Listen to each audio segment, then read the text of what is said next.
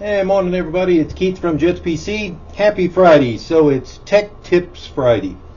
We've been talking a lot about retro hardware and upgrades and things like that. We covered the RAM upgrade. RAM is pretty easy to do and gives you a good bang for the result. Another upgrade you can do is consider an SSD. I was working on a Lenovo all-in-one of all things, and today's message: don't buy an all-in-one, but.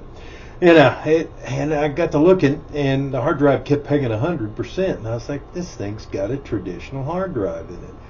So, it behooves you to replace that traditional hard drive, reload the operating system on an SSD. The boot time's a whole lot faster. If you couple that with 16 gigs of RAM or higher, it runs pretty good on older machines. I did a lot of second gen Dell, little 3010s or 7010s that had Windows 10 on it. That was pretty zippy with 16 gigs of RAM and a 250 gig SSD. So give it a try.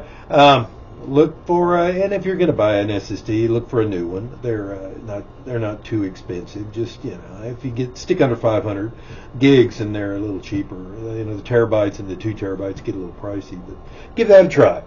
Hope this tip helps. Thanks for checking out the YouTube channel, and thanks for checking out Jets PC. Y'all come by and see us here at the shop.